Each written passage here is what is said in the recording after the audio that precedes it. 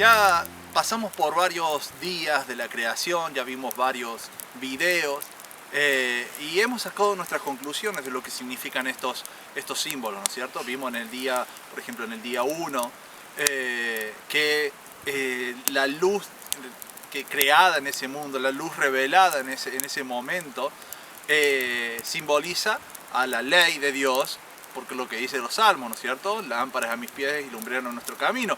Pero a su vez simboliza a Jesús, que Él es la ley hecha carne que vino a este mundo. Y en el día 2 también hemos visto esa división de las aguas, donde podíamos ver lo que significaban también estas aguas para cada uno de nosotros. Ahora veamos entonces qué es lo que sucede en este día 3. Bien, entonces para el tercer milenio lo primero que tendríamos que hacer es definir cuál es el periodo bíblico donde acontecen estos 1000 años. Sabemos, por lo que estudiamos en el video anterior, que Abraham nace en el año 2008 desde la creación de Adán. Entonces, veamos algunos, no tenemos una genealogía que seguir, por tanto tenemos que ver algunos versículos que nos van a indicar el tiempo que sucede desde el nacimiento de Abraham hasta el cumplimiento de estos 1000 años. Y tendríamos que ver, por ejemplo, en Génesis capítulo 15, Dios hace un pacto con Abraham. Y este pacto es muy importante para lo que vamos a estudiar. Dios le dice en Génesis 15:13, entonces Jehová dijo a Abraham, ten por cierto que tu descendencia morará en tierra ajena y será esclava allí y será oprimida 400 años. Entonces Dios le está diciendo que la descendencia de Abraham habría de morar en tierra ajena y ser esclava allí de 400 años. Entonces, ¿desde dónde empezamos a contar estos 400 años que Dios ha profetizado? Bien, Pablo nos da una buena pista sobre esto. Pablo en Gálatas capítulo 3, versículo 17 dice, esto pues digo, el pacto previamente ratificado por Dios para con Cristo, la ley que vino 430 años después, no lo abroga para invalidar la promesa. ¿De qué pacto habla Abraham? Bueno, el único pacto del cual Dios hace con alguien antes del monte Sinaí, antes de la ley, unos 430 años antes, es el pacto que Dios hace con Abraham.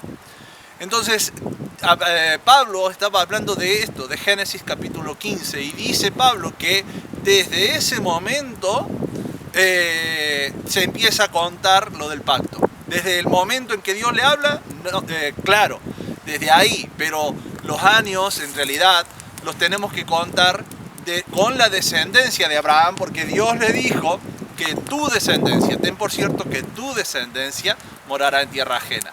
Entonces, cuando nosotros vamos a eso, lo que tenemos que hacer es saber a qué edad tenía Abraham en el momento que nace su primer hijo, el hijo de la promesa, ¿no? Su primer hijo en realidad fue Ismael, pero de la promesa, el hijo del pacto, era Isaac. Entonces, ¿en qué momento nace Isaac?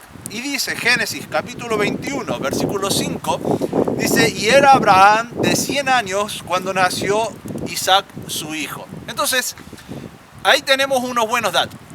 Abraham tenía 100 años en el momento en que nace Isaac su hijo, y en ese momento comienza a cumplirse el pacto que Dios había hecho con Abraham. Entonces, desde el año 2008 al nacimiento de Isaac son 100 años, así que tenemos año 2108. Y de ahí hasta la salida del pueblo de la tierra de Egipto, de acuerdo a lo que nos dice Pablo, pasan 430 años. Y lo podríamos corroborar con Éxodo capítulo 12, versículo 40, donde ahí nos dice, el tiempo que los hijos de Israel habitaron en Egipto fue 430 años. A esto se refería Pablo.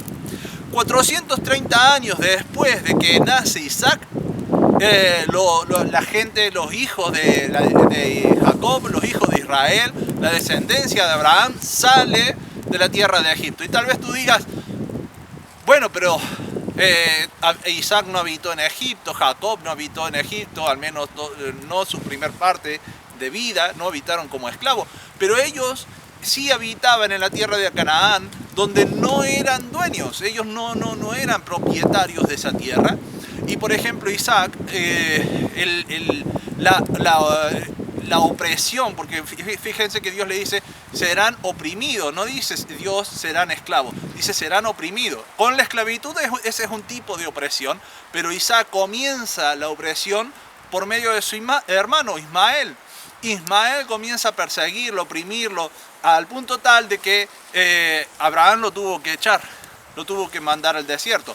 Y ellos estaban morando en tierra ajena. Entonces ahí vemos el cumplimiento literal de Dios. 430 años después nos dan una sumatoria de 2538. En el año 2538, desde la creación de Adán, los hijos de Israel estaban saliendo de la tierra de Egipto como un pueblo libre. Y de ahí en adelante, bueno, cuando llegamos al año 3000, tenemos que irnos a la narración de Primera de Reyes, capítulo 6, versículo 1.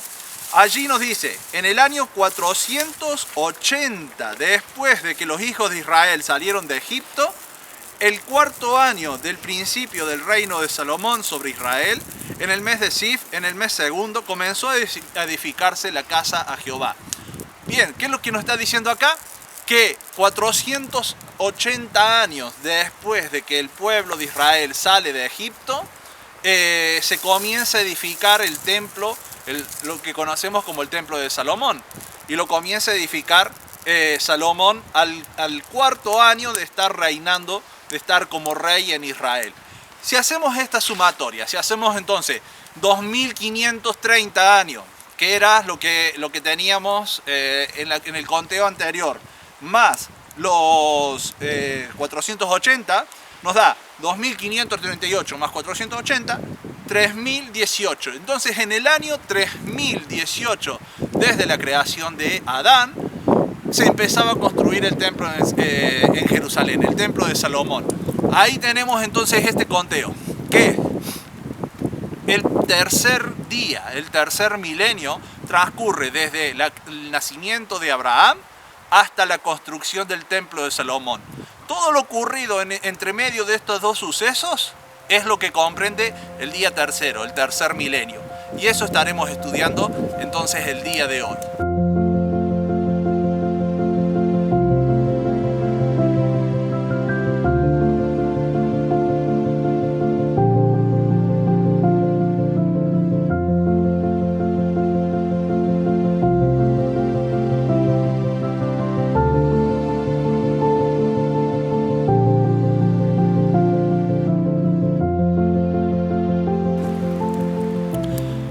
Génesis capítulo 1, versículo 9, Dios nos dice: dijo también Dios, júntense las aguas que están debajo de los cielos en un lugar y descúbrase lo seco, y fue así.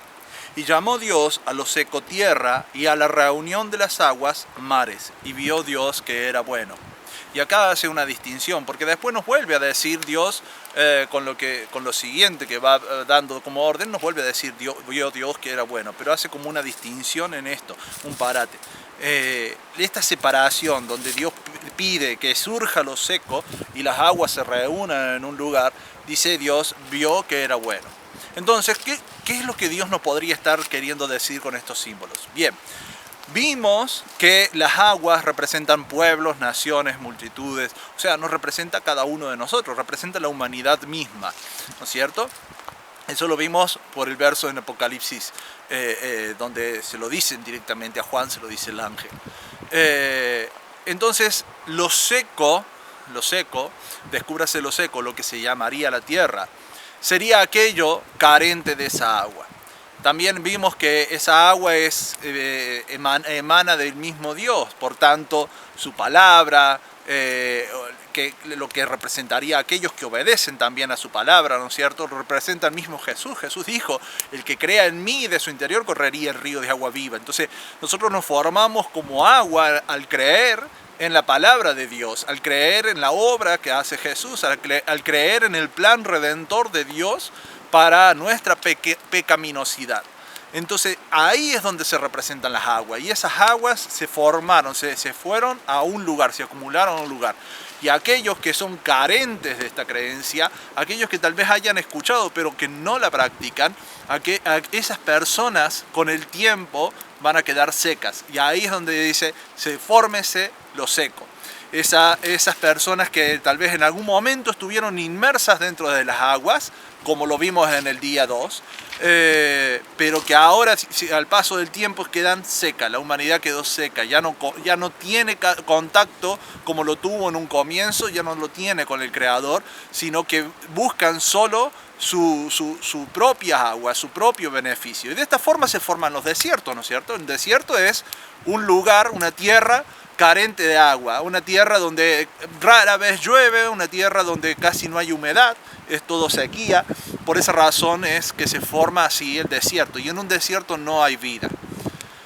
Sin embargo, posterior a esto, Dios nos va a mostrar cómo es que esas aguas van a comenzar, esas tierras donde hay sequedad, cómo es que van a comenzar a dar vida y se van a distinguir de un desierto. Pero antes de eso, quiero llevarlos a que leamos unos versículos en Éxodo. ¿Por qué?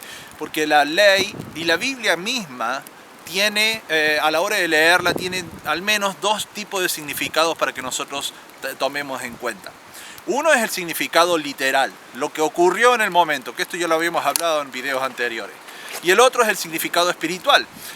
Tenemos una historia que atañe a nuestra carne, a nuestro físico, nuestra propia existencia, narrándonos todo lo que sucede en el momento. Y tenemos también un significado profético que atañe a nuestro espíritu, a nuestro intelecto, para un futuro, para moldear nuestra conducta, para moldear todo lo que nosotros somos. Ese otro significado es lo que quiero que saquemos de esta historia que les voy a narrar. En Éxodo capítulo 15, versículo 22, nos narra la historia posterior a que ellos salen de Egipto. Ya leímos en Éxodo 12 cómo nos marca el tiempo, justo en el momento que ellos están saliendo, nos dicen que pasaron 430 años a la salida de Egipto. Ahora en el 15 nos narran el periodo en que ellos están transitando por el desierto, y dice: e hizo Moisés que partiese Israel del Mar Rojo. Esto vieron cuando ya cruzaron el Mar Rojo. Dice, y salieron al desierto de Shur, y anduvieron por 3 días en el desierto sin hallar agua. Entonces veámoslo de una manera simbólica, profética, al relato que está narrado en Éxodo. Y nos dice que anduvieron 3 días por el desierto sin hallar agua. Nosotros estamos en el tercer día, o sea, el tercer milenio. Y ahí podríamos ver esta simbología aplicada acá. La humanidad estuvo por 3 días, por 3 milenios, sin hallar agua. Pasaron lo de Caín y Abel en el primer día, pasó el diluvio en el segundo día, y aún así la humanidad seguía en rebeldía, buscando agua propia, pero sin hallarla. Buscando agua por su propia voluntad, sin hallarla. Entonces llega el tercer milenio y la humanidad seguía sin hallar agua, porque ya estamos a la mitad del tercer milenio. Ya vimos que ellos salen en el 2538 de Egipto. Entonces ya estábamos transcurriendo, avanzado ya el tercer milenio, y aún así seguían sin hallar agua. Dice entonces, en el 23, el verso siguiente, dice: y llegaron a Mara, y no pudieron beber las aguas de Mara, porque eran amargas, y por eso le pusieron el nombre Mara. Entonces, después de 3 días de no encontrar agua, ellos ven en el medio del desierto aguas, y eso es como ver, como ganarse la lotería cuando uno está en el medio del desierto, y sobre todo después de caminar 3 días, ¿no es cierto? Y cuando llegan y las beben, es amarga, no las pueden tomar. Y esto sucedió también de forma literal con el pueblo. Porque después de los 3 milenios que ellos estaban buscando esas aguas, recordemos, esa agua que viene del cielo, esa agua que proviene de Dios, es su ley, es su Torá, que después se hace carne con Jesús, pero es su Torá, es su ley. Y cuando la encuentran, ¿qué es lo que acontece con la ley? La Biblia nos dice en 1 de Juan 3:4 que la ley es la que dictamina el pecado. De hecho, Pablo dijo: yo no conocí el pecado hasta que conocí la ley. Porque la ley es lo que marca el pecado, es lo que va a demostrar en nuestras vidas la condición en la que estamos delante de Dios.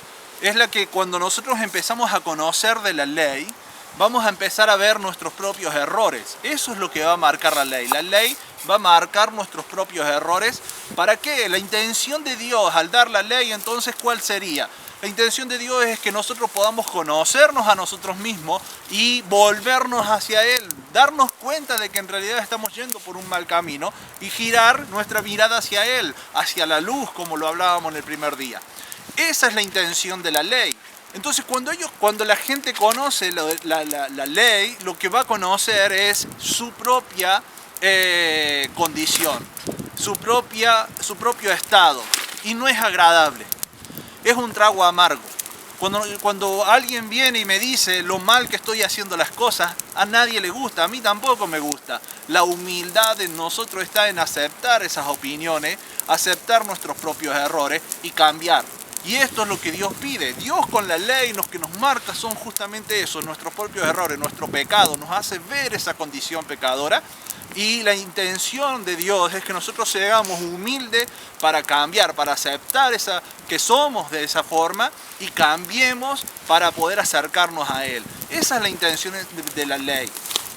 Y esto es lo que se encontró este pueblo cuando encontraron las aguas amargas. Cuando ustedes se encuentran con la ley, la comienzan a leer y comienzan a ver, uy, esto yo lo hacía así y es así. A mí me lo enseñaron así y es así.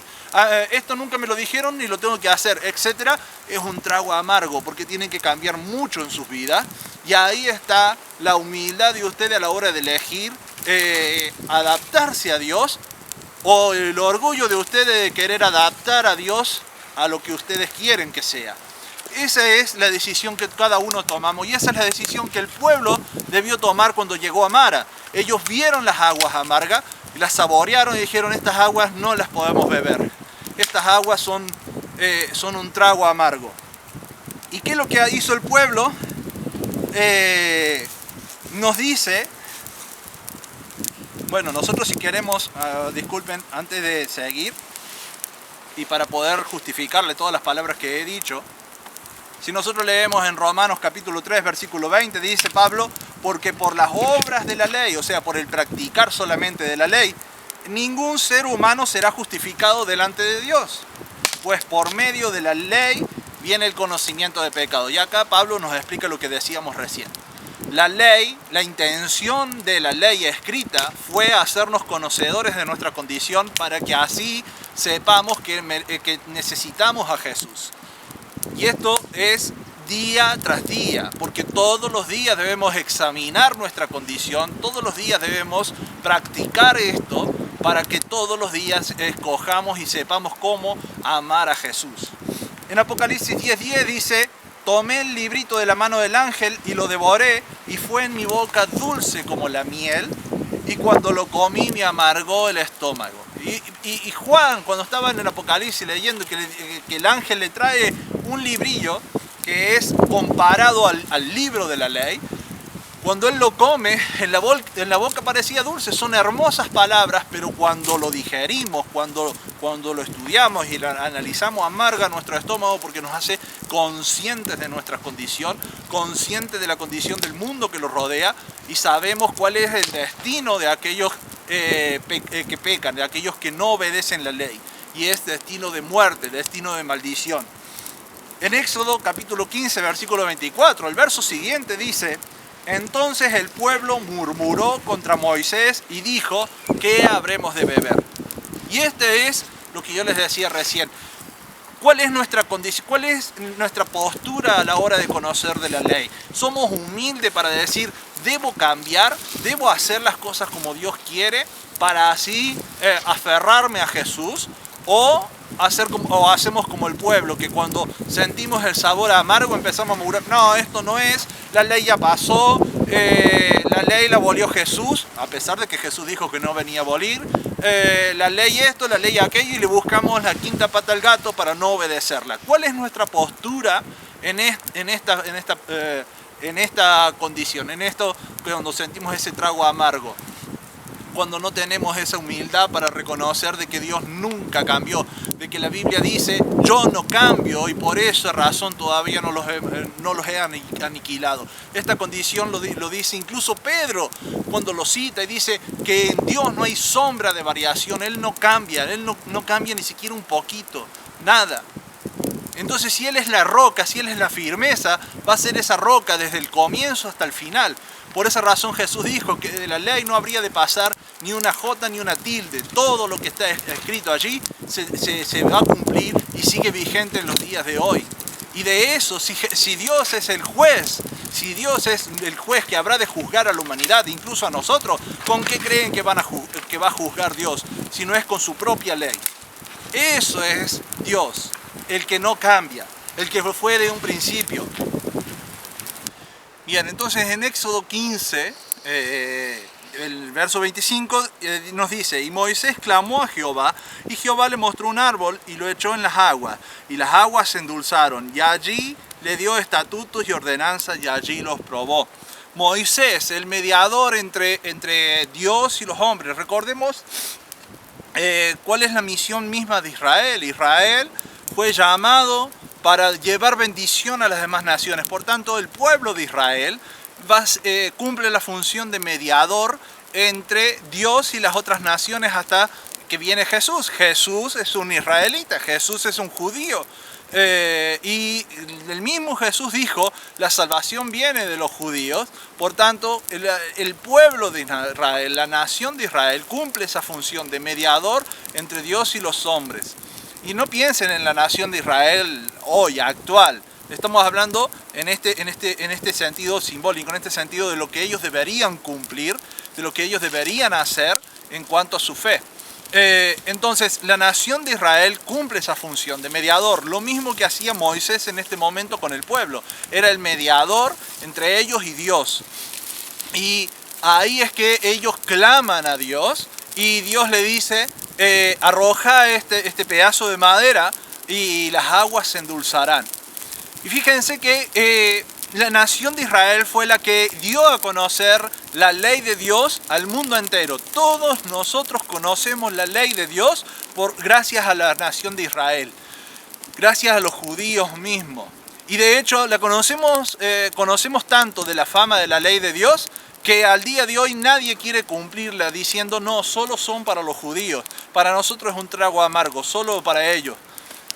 Ese relato que la gente ha tenido a lo largo de la historia, durante siglos ha tenido ese relato, es un gran engaño. La ley, Dios dice que es dada para la nación de Israel, donde los judíos son una de las tribus de esa nación, y dice para la nación, para el extranjero también, y es una ley permanente, una ley perpetua, eterna. Y ellos la dieron a conocer a las demás naciones. Las demás naciones tuvieron en su boca ese trago amargo, el sabor amargo de esa agua, y la nación de Israel clamó y Dios envió la salvación. Y eso es lo que hace Moisés en este momento, él arroja un madero. Fue exactamente donde murió Jesús. Jesús muere en un madero para así cumplir la ley y poder abrirles las puertas a todas las tribus perdidas de Israel y junto con ellas a las demás naciones para que vengan y beban ahora sí agua dulce. ¿Por qué? Porque ahora van a poder entender el verdadero significado de la ley. No porque haya abolido la ley, no porque haya quitado lo amargo, eran las mismas aguas. Eran exactamente las mismas aguas que en el primer momento, cuando no se le entiende el significado, cuando no entendemos el propósito, tienen un sabor amargo. Pero con la cruz, cuando Jesús la cumple, cuando Jesús la lleva a su significado real, ahí cuando la entendemos tiene un sabor dulce, porque ahí podemos entender que estamos en una condición pecadora, pero tenemos una salida, tenemos la salvación. Ese es el propósito de la ley. Por esa razón Pablo dijo, el fin, la finalidad, el objetivo de la ley es Cristo. Él vino a cumplirla para que ahora sí se transformen en aguas dulces.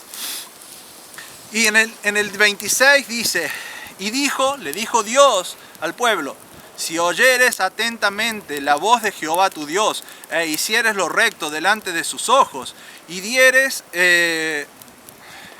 oído a sus mandamientos, y guardares todos sus estatutos, ninguna enfermedad de la que envía a los egipcios te enviaré a ti, porque yo soy Jehová, tu sanador.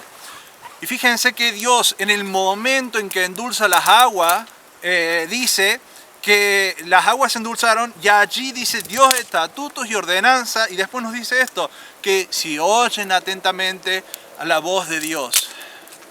¿Qué voz estamos escuchando? Cuando decimos que la ley ya no es para nosotros, ¿qué voz estamos escuchando? Daniel capítulo 7, versículo 25 dice que el que habría de decir que la ley no es para nosotros era el anticristo. Daniel lo dice de forma muy directa. Y acá Dios dice que cuando se endulzaron las aguas le dijo al pueblo, si oyeran atentamente mi voz y todas estas ordenanzas que yo les voy a dar, entonces yo los salvaré, yo los sanaré. Dios mismo lo dice de forma muy clara, y eso representaba al pueblo. Los judíos, sí, es cierto, los judíos no aceptaron a Jesús. Y Pablo dijo, hablando de ello, Pablo dijo, es necesario que ellos ahora no lo acepten. Porque este endurecimiento de Israel en parte, este endurecimiento de los judíos en parte, dice, es hecho por misericordia de los gentiles. Para que los gentiles entren. Pero fíjense la actitud de los gentiles, actitud arrogante, donde dicen, no, ellos que se queden con la ley, nosotros nos quedamos con Jesús. Una actitud totalmente egoísta y arrogante. Ellos se queden con el sabor amargo, nosotros nos quedamos con las aguas dulces. Y no es así. Pablo mismo dijo, no te jactes de eso. No te jactes, porque eso lo está haciendo Dios por misericordia. Y si nosotros tenemos en poco la misericordia de Dios, ¿qué actitud creen que Dios va a tener con nosotros? Si no tenemos amor de nuestros hermanos. La ley es para ellos y es para nosotros. Y Jesús es para nosotros y también para ellos. De eso está hablando Pablo en Efesios 2, cuando se unan a ambos pueblos y hagan de los dos un solo pueblo, un solo hombre delante de Dios. Seguimos leyendo y nos dice en Génesis capítulo 1, versículo 11. Dijo pues Dios, produzca la tierra hierba verde, hierba que dé semilla, árbol que dé fruto, según su género, que su semilla esté en él sobre la tierra, y fue así. Produjo pues la tierra hierba verde, hierba que da semilla, según su naturaleza, y árbol que da fruto, cuya semilla está en él, según su género, y vio Dios que era bueno. Y acá nuevamente Dios nos dice que vio que era bueno. Y esto es fundamental también. En el verso anterior pudimos ver cómo esa separación de las aguas y de lo seco. Las aguas aquellos que obedecen, lo seco aquellos que por falta de obediencia perdieron su fe en el Creador o la distorsionaron incluso y se secan. Con el tiempo lo único que logran es secarse. Sin embargo ahora nos está diciendo que la tierra, esa tierra seca, habría de dar fruto. ¿Qué es lo que sucedió después del pueblo de Israel? Después que Jesús viene a la tierra, envía a los judíos, al pueblo mismo de Israel, envía a regar lo seco. Envía a que lleven de esa agua a lo seco. ¿Para qué? Para que lo seco produzca vida. Y eso es lo que nos está narrando acá. Esa era la función del agua. Por eso Dios la amontonó en un lugar para oxigenarla, para moverla. Porque las pruebas en nuestras vidas, las dificultades, el pueblo de Israel, las luchas que tuvo, incluso la adoración a los otros dioses, todo sirvió con un propósito. Dios permitió que esas cosas sucedieran, porque cuando en el pueblo se cumplió la ley de Dios, donde les decía que si ellos adoraban a Dios, los iba a dejar en maldición e iban a irse esparcidos hasta el resto del mundo. ¿Cómo creen que el mundo entero conoció de la palabra del Creador? Y fue porque esos que fueron esparcidos, esos que fueron llevados a los confines de la tierra, llevaron consigo toda la palabra del Creador en sus mentes. Y cuando Jesús vino, dijo, yo no he venido sino por la casa perdida, por las ovejas perdidas de la casa de Israel. De eso se trataba la parábola de las 100 ovejas, de aquellos que habían sido esparcidos, que habían sido llevados a los confines de la tierra. Y por eso Jesús le dijo a sus discípulos, vayan por ellos, predíquenles y digan, pueden volver. pueden venir a mí, pueden volver a casa, porque los voy a recibir con los brazos abiertos, como aquel que recibió a su hijo pródigo, como aquel que recibió al hijo que desperdició la fortuna. Y junto con ellos vienen los gentiles, junto con ellos vienen los extranjeros, pero no para formar un pueblo aparte, no para formar algo diferente, no para que tengan otra ley, porque cuando nosotros vamos a una nación nos tenemos que adaptar a la ley de esa nación y no a la ley que yo quiero, sino a la ley que es establecida en esa nación. Un injerto tiene que comer de la savia que el árbol que lo recibe le da. No puede decir, no, yo tengo mi propia savia que la traigo de otro lado y vamos a hacer una mezcla o vos te adaptás a mí. No, el injerto tiene que adaptarse al árbol que lo recibe, al árbol que lo hospeda. Y así es como debemos ser. Ese era el plan de Dios. No que nosotros tengamos una ley aparte, no que nosotros querramos tener una conducta aparte. La conducta Él la estableció desde un primer momento y fue así a lo largo de los siglos. Y eso es lo que nos está contando la Biblia. Eso es lo que la historia del mismo Abraham. En el Génesis mismo dice Dios de Abraham que Él obedeció a sus leyes y sus estatutos. Y nosotros somos bendecidos por Él. Dice, te bendeciré para que seas de bendición. Somos bendecidos por Él porque Él obedeció a Dios en todo, obedeció su ley y creyó en la promesa de que habría de venir un Mesías, un Salvador. En Isaías 55:1 dice, todos los que tengan sed, vengan a tomar agua, y los que no tengan dinero, vengan, compren y coman, y compren vino y leche sin que les cueste nada, gratis, gracia. ¿Les suena la palabra gracia? Porque es lo que más hablamos. Dice, ¿para qué gastar dinero en lo que no es verdadera comida? ¿Para qué desperdiciar los ingresos en lo que no satisface realmente? Escúchenme con atención, así comerán bien y disfrutarán de buena comida. Fíjense, el mismo Isaías nos está comparando esto, de ir y beber agua. Lo que es la leche, el vino, en una casa de un beduino, en la casa de aquellos que vivían como vivió Abraham, era algo infaltable. La leche y el vino se tenía que llevar a todos lados junto con el pan. Y cuando venía una visita, cuando alguien llegaba, si esa persona lo quería recibir, digamos, con los brazos abiertos, entonces se le ofrecía leche y vino. Ofrecer leche y vino es abrirle la puerta y decir, sos bienvenido, sos mi huésped y yo voy a hacer todo lo posible para que vos te sientas bien. Eso era el gesto de ofrecerle leche y vino a una visita. Eso es lo que Dios está diciendo que nos ofrece a nosotros si nosotros nos rendimos a Él. Si nosotros aceptamos de su agua, esa agua que habrá de saciarnos por siempre. Como Jesús dijo, aquel que bebiera de mí no tendrá sed jamás, porque Él es el dador del agua viva. Entonces, a esto es lo que se refiere. Por esta razón, esa tierra habría de poder dar frutos, porque habría de beber de esa agua, habría de ser salpicado por esa agua.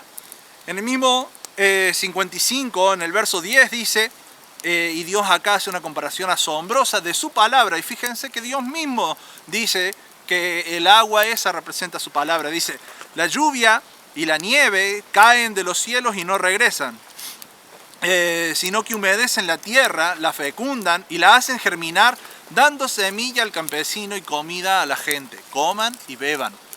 Dios mismo está hablando de la lluvia como un ejemplo, el agua que cae del cielo. Dice, así también pasa con mi mensaje, esto es en el verso 11, así también pasa con mi mensaje, con mi palabra. No volverá a mí vacía, sino que hará todo lo que yo quiero y cumplirá bien el propósito para el cual la envío.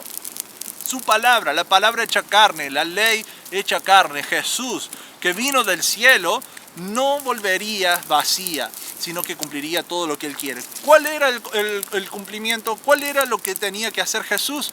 Enseñarle a los hombres el verdadero propósito de la ley. Y así como lo dijo Pablo, el propósito de la ley es Cristo para justicia, para justificar a todo aquel que quiera, que crea en Él. Y por esa razón Jesús dijo, si ustedes me aman, guarden los mandamientos. ¿Cuáles? Todos los que fueron enseñados de un principio. Todos los mandamientos guárdenlo. En Isaías 49:8 dice, y Dios dijo, yo los formé, y esto es al pueblo de Israel, yo los formé para que fueran una bendición para otros pueblos. Ese era el objetivo de Israel, ser de bendición a otros pueblos, llevar de esas aguas a los sedientos, llevar de esas aguas a los lugares desiertos. Fíjense lo que sucedió en Israel como nación hoy, y eso es total y completamente profético. Cuando ellos llegaron, el mundo entero no quería la tierra de Israel porque eran desiertas, no podían hacer producir nada. Sin embargo, hoy Israel es uno de los mayores exportadores de frutas, de legumbres, de verduras del mundo entero. Es uno de los mayores exportadores en un desierto. Ellos hicieron florecer el desierto, hicieron crecer árboles donde había solo lodos, donde había sequías. Y eso es la misión de Israel, hermanos. Llevar agua, llevar un mensaje de esperanza, de vida, en el medio de una sociedad que no tiene esperanza, que tiene un destino de muerte. Eso es Israel. Eso es lo que, si ustedes se creen en Israel, eso es lo que nosotros debemos llevar. Y ese mensaje está escrito en el comienzo de sus Biblias. Está escrito en la ley misma de Dios. Porque la ley declara lo que hizo Jesús. Declara de su amor. Declara de su misericordia. Declara de lo que Él habría de hacer para salvarnos a todos nosotros. Que se cumple con Jesús. Eso es la ley de Dios. Deuteronomio capítulo 4, versículo 6 dice: deberán ser cuidadosos en ofrecer fielmente estas leyes, en obedecer, fielmente estas leyes, porque esa será la prueba de su sabiduría. ¿Se creen sabios? Esta es la prueba de la sabiduría, obedecer las leyes de Dios, dice, y de su entendimiento, para las otras naciones que oirán estas leyes y dirán, realmente esta nación es de gente sabia e inteligente. Los demás habrán de vernos como sabios, como inteligentes, como personas que buscan lo bueno cuando obedecemos las leyes de Dios. Lo dice Dios mismo, no lo digo yo. No lo estoy diciendo yo, lo dice Dios mismo. Esa era la misión de Israel. Esa es tu misión, esa es mi misión. Primero obedecer y después llevar de eso a los demás, porque ese es el agua de Dios. En el mismo verso de Deuteronomio, en el mismo capítulo, en el verso siguiente nos dice, ¿qué gran nación hay en la que Dios esté tan cerca como el Señor lo está de nosotros, que viene cuando le pedimos ayuda? ¿Qué gran nación hay, normas y leyes tan justas como toda esta ley que yo les estoy dando? El mismo Dios dice, busquen en la tierra a ver en dónde encuentran leyes tan justas como las que yo les estoy dando. Y nosotros se nos llena la boca diciendo que la ley es maldición, que la ley es esclavitud. ¿Cómo dejamos entonces las palabras de Dios escritas aquí? ¿Cómo entonces interpretamos estas palabras? Cuando nosotros le decimos a Dios, no, la ley era esclavitud, la ley es maldición. No hablemos si no conocemos las mismas palabras de Dios. En Mateo capítulo 7, versículo 16 dice, ustedes a aquellos falsos profetas, a aquellas personas que vienen a hablar sin conocer, dice, ustedes los reconocerán por la clase de fruto que den. El bien no viene de la gente mala. Así como las uvas no se recogen de los espinos, ni los higos se recogen de los cardos, de la misma manera todo árbol bueno da fruto bueno, pero un árbol malo da fruto malo. Y un buen árbol no puede dar un fruto malo, ni tampoco un árbol malo puede dar fruto bueno. Todo árbol que dé fruto bueno será cortado y echado, todo árbol que no dé fruto bueno será cortado y echado al fuego. Por eso digo que reconocerán a los falsos profetas por la clase de fruto que den. Entonces ahora estamos hablando de los frutos que dio la tierra seca. Recibieron de esa agua, recibieron de ese conocimiento, pero rechazan igualmente la ley de Dios. Rechazan, dicen, no, sí, aceptamos a Jesús, aceptamos esas aguas dulces, pero rechazamos. No, la ley es solo para los judíos. Por más que den frutos, la Biblia dice que hay árboles que dan frutos malos, frutos que no son provechosos. Y dice, esos árboles serán cortados y echados al lago de fuego. Entonces, fijémonos en esto, hermanos. Dios no cambia. En Él no hay sombra de variación, por tanto Él no dejaría su ley de lado, porque Jesús mismo dijo que nadie construye una casa sin antes poner los fundamentos, sin antes planificar bien. Y la ley es la planificación de todo el plan de Dios para la redención tuya y mía, para nuestra redención. Entonces Dios no lo habría de dejar de lado. ¿Con qué habría de juzgar un juez si no tiene ley? ¿Con qué habrá de juzgar Dios si no hay ley? Sin ley no hay pecado, dijo Pablo. Y entonces, si Dios habrá de juzgarnos por nuestros pecados, tiene que haber ley. Debemos entonces examinar nuestras palabras y tener en cuenta esa ley de Dios, lo que Él determinó para cada uno de nosotros. Porque ahí es donde se verán nuestros frutos por nuestras acciones. Y no es casualidad que Jesús, después de explicar esto, diga lo siguiente: no todo el que me afirma que yo soy su Señor entrará en el reino de los cielos. Solo entrará aquel que obedezca a mi Padre que está en el cielo. Y fíjense, algunos dicen los mandamientos de Jesús, los mandamientos de Jesús, los mandamientos de Jesús. Sin embargo, Jesús dice, solo entrará en el reino de los cielos el que obedezca a mi Padre. Y el Padre fue los que dio los mandamientos escritos en los primeros libros que tenés en tu Biblia. Y Jesús está diciendo, solo aquellos que obedezcan a mi Padre. Mateo capítulo 7, versículo 21. Y en el 22 dice, vendrá el día en que muchos me van a decir, tú eres nuestro Señor, nosotros profetizamos en tu nombre y por ti echamos fuera demonios. Además, hicimos muchos milagros en tu nombre. Fíjense que no son incrédulos. No son ateos los que le están diciendo esto a Jesús. Son los árboles que escucharon de su palabra. Son los árboles estos que recibieron de su agua. Y esos le dicen, tú eres nuestro Señor. Creímos en ti. Pero sus acciones dieron frutos malos. Y Él les dice, entonces les diré claramente, nunca los conocí, apártense de mí, ustedes que se dedicaron a hacer el mal. ¿Qué determina qué es bueno y qué es malo? La misma palabra nos dice. Pablo dijo, por la ley conocí el pecado, algo que es malo. Primera de Juan 3:4 dice, quebrantar la ley o no obedecer la ley es pecar. Primera de Juan 3:4. Entonces, hacer lo malo es pecar, ¿no es cierto? Y pecar es transgredir la ley. Entonces Jesús estaría diciéndole, apártense de mí ustedes que transgredieron la ley. Y lo podemos confirmar aún más si ustedes agarran un diccionario de hebreo español y buscan en la Biblia la palabra hacedores de maldad o ustedes que se dedicaron a hacer lo malo, y ustedes ven la palabra original escrita en griego y van a ver que la palabra esa es la palabra anomía. La palabra anomía, ustedes la pueden poner incluso en Google. En el mismo Google les va a decir que la palabra anomía es transgresión de la ley o alguien que no tiene ley. Entonces, fíjense, el mismo Jesús estaba diciendo que aquellos a los cuales Él le diría, apártense de mí, eran creyentes, pero que no obedecían la ley. El mismo Jesús lo está diciendo. Examinemos nuestras obras, examinemos los frutos de nuestra obediencia, examinemos nuestras creencias. Porque podemos haber corrido, como dijo Pablo, podría haber corrido esta carrera en vano. Podría haber corrido esta carrera en vano y perder esta salvación tan grande, decía Pablo. Que no sea que pase eso en nosotros.